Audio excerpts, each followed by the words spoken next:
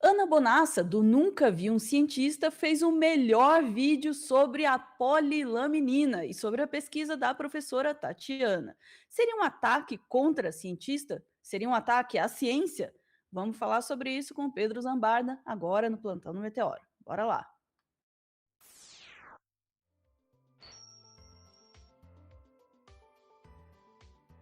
Pedro Zambarda, vamos falar sobre polilaminina. Essa polêmica continua aí comendo solta, né? As pessoas estão, tá todo mundo confundindo aí o assunto, a ciência com a pessoa, com Deus, com tudo. Pois é, Ana, eu chamei para um debate sobre inteligência artificial o neurocientista Miguel Nicoleles e o Lenny Streck, e esse assunto entrou no meio num corte que viralizou lá no DCM, que está subindo os views até agora. E muita gente dizendo que o Nicoleles atacou a cientista. E o que eu achei mais maravilhoso no canal da Ana Bonassa e da Laura é que esse vídeo falando da polilaminina e fazendo a mesma crítica do Nicoleles é de 5 meses atrás.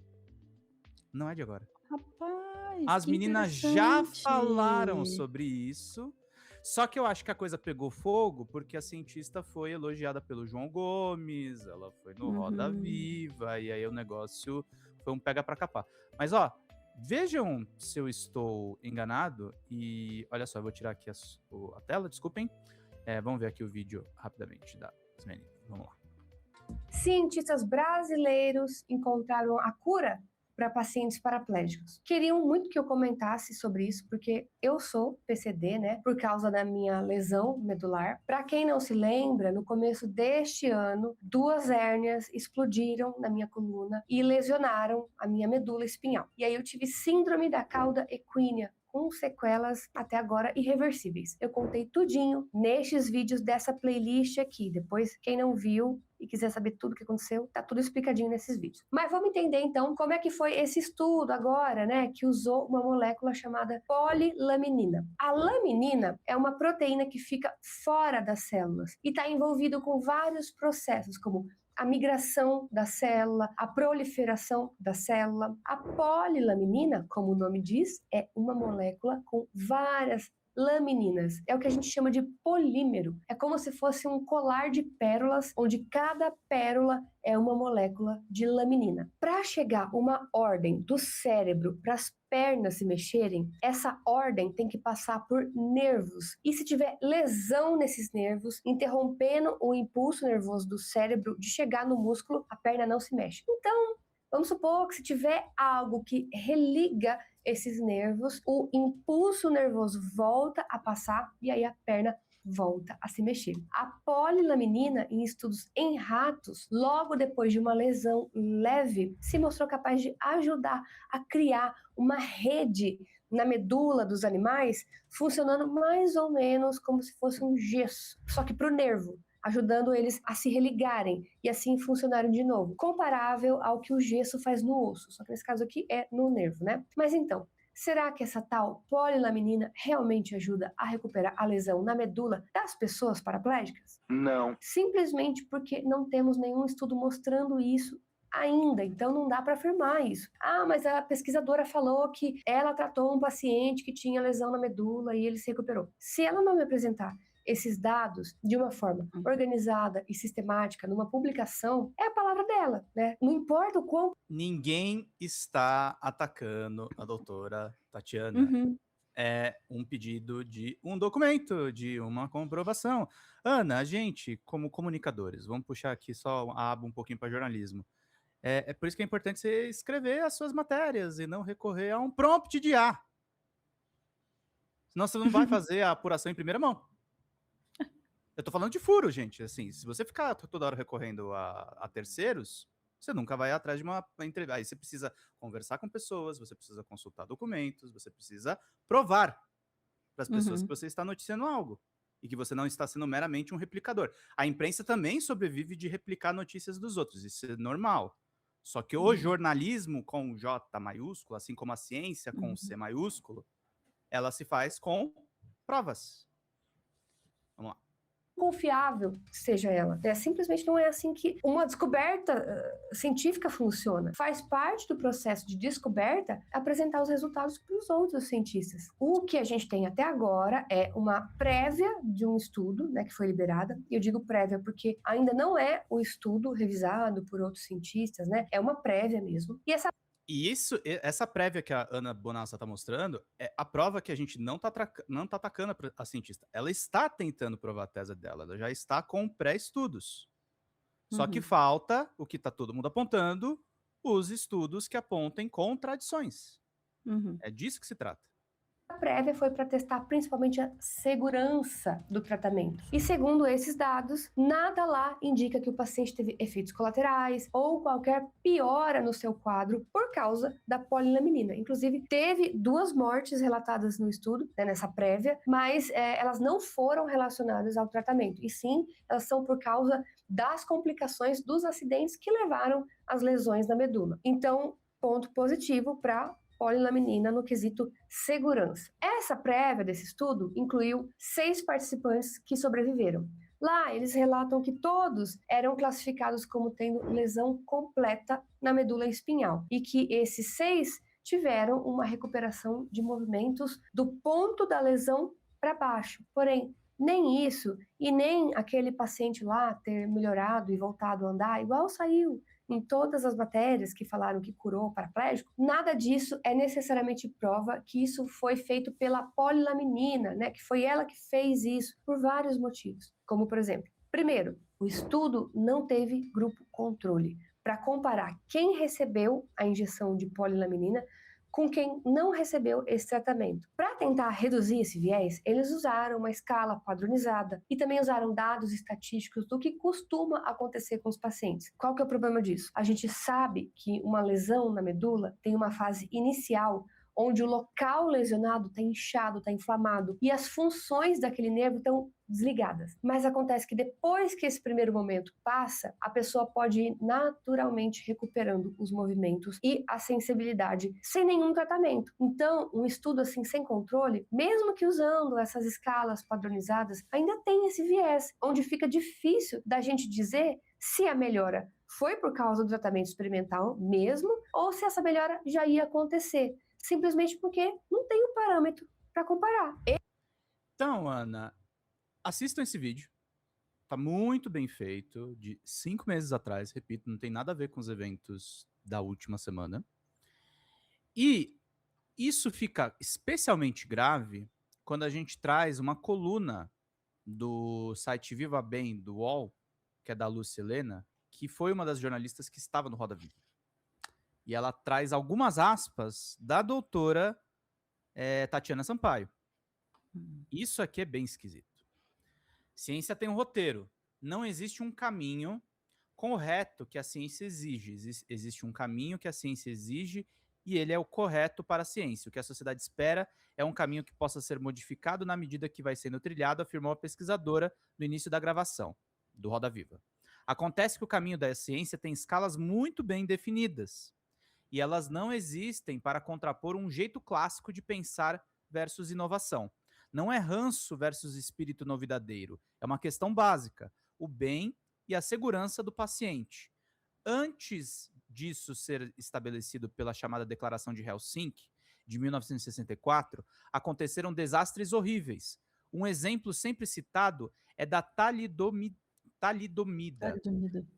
Calmante lançado em 57, ele não dava overdose como os barbitúricos. Ó, você tem problema de nomes. Barbitúricos. Barbitúricos. Eu não tomo esses bagulhos. Da época, e observam os pesquisadores, tinha uma ação contra enjoos. Logo, a talidomida foi usada por gestantes e nos anos 60 o que se viu foi o nascimento de mais de 10 mil bebês, com membros curtos ou mesmo sem membros. Eu não estou comparando a talidomida com a molécula da vez, mas sim o nosso jeito de pensar, abrindo brechas perigosas. Não parece que a polilaminina cause uma tragédia assim, mas por enquanto só podemos dizer que não parece. E aí o final do texto aqui, ó. Já um ensaio clínico fase 1, como a Anvisa autorizou em janeiro sobre a polilaminina, é para ver a segurança, não é para checar se o paciente voltou a caminhar ou não, se mexeu o dedo do pé ou não. É para conhecer, por exemplo, a dose máxima que não causa encrencas ou, e no futuro, se tudo der certo, informar na bula se existem contraindicações. Nessa fase, quando aparecem efeitos adversos graves, o estudo infelizmente é interrompido. Em trabalhos anteriores, com outras substâncias para recuperar os axônios, aquelas caudas dos neurônios que ligam uns aos outros, viu-se ligações indesejadas. Afinal, esse feixe nervoso, que liga o cérebro ao resto do corpo, não é formado por um tipo único de fiozinho mandando sinais.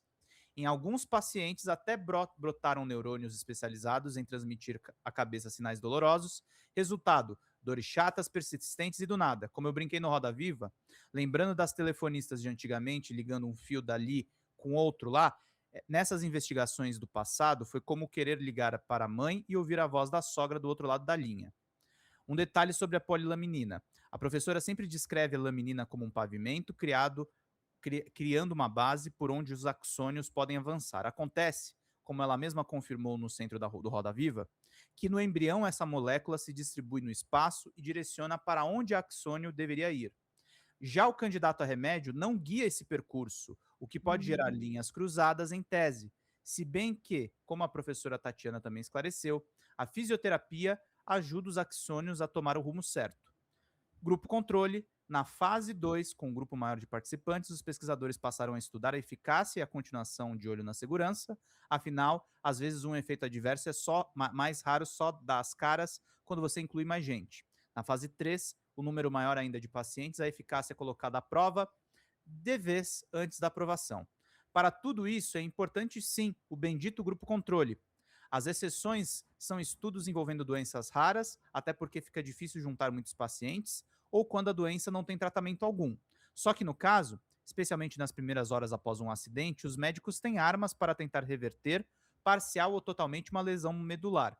Portanto, o certo para a ciência e para uma sociedade bem protegida seria comparar a polilaminina com um tratamento padrão ouro, envolvendo desde a remoção adequada do acidentado até a cirurgia de descompressão e o uso de anti-inflamatórios, fisioterapia e outras ferramentas. Mas fique em paz, nos estudos, se a turma medicada melhora demais, tudo pode parar antes do planejado, porque não seria justo continuar com um grupo sem receber tal remédio, sabendo que ele melhora demais a chance de cura.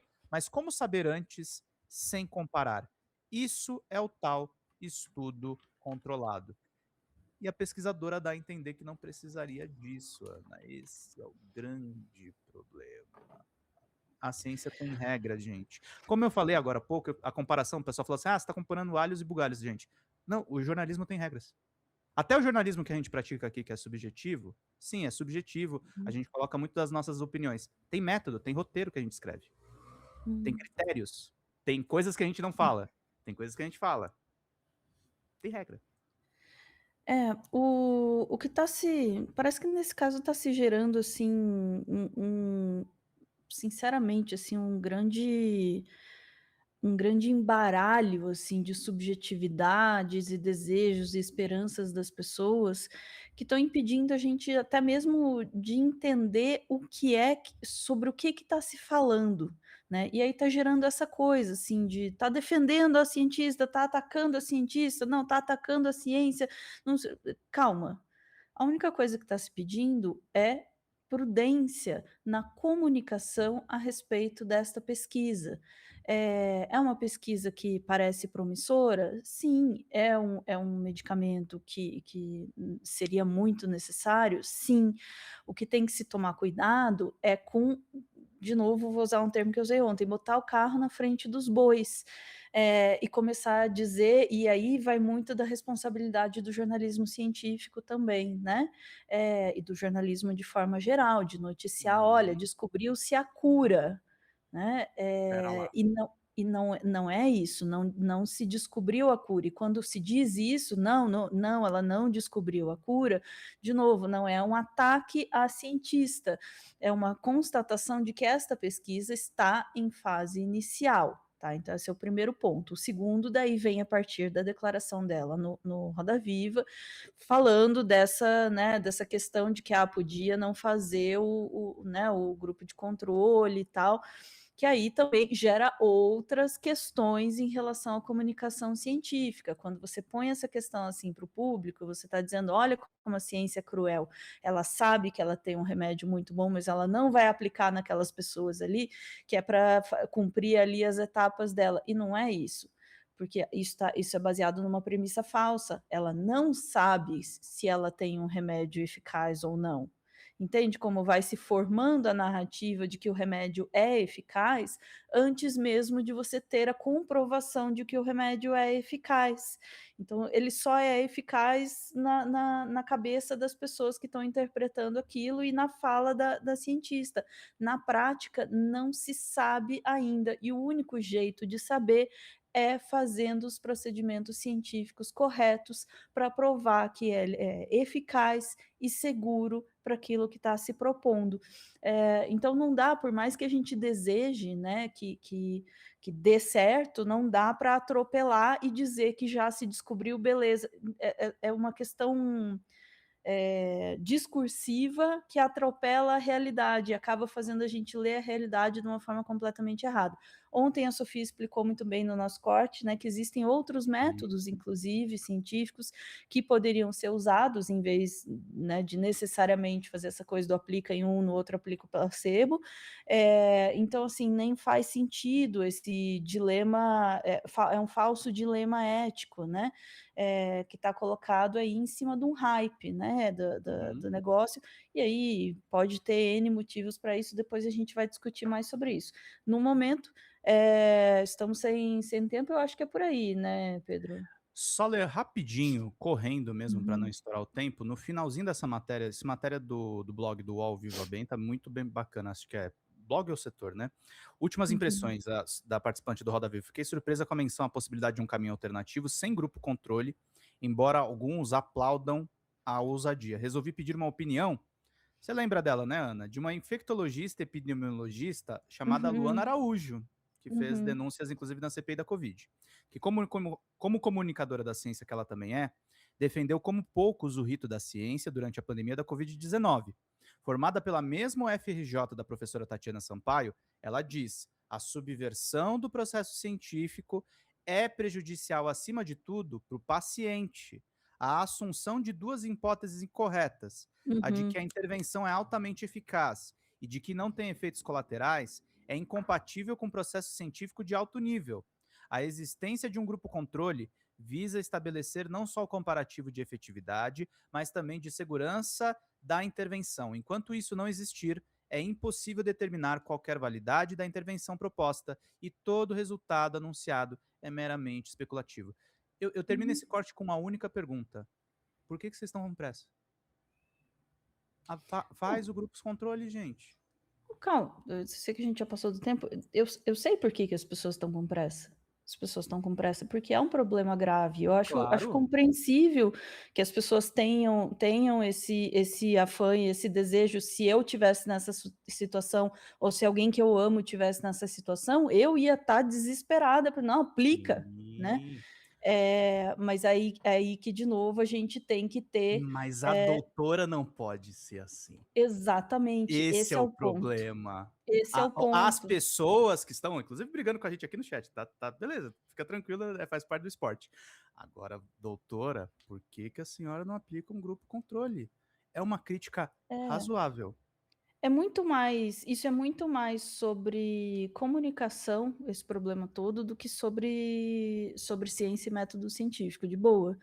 É muito mais sobre comunicação. Tá se propagando um resultado científico que ela não tem ainda, isso está mexendo, inclusive, com a esperança das pessoas, e isso também acho que é um pouco cruel, sabe?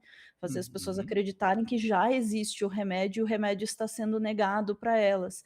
Não se sabe ainda, tá? Ainda precisa ser estudado. Calma. Com calma vai ser feito e, se for eficaz, será levado para frente. Acho muito cruel também mexer com as expectativas das pessoas assim. Mas vamos lá, que já passamos do tempo, a gente volta e vai discutir mais um pouquinho sobre isso daqui a pouco. Beijo, chat, voltamos em instantes.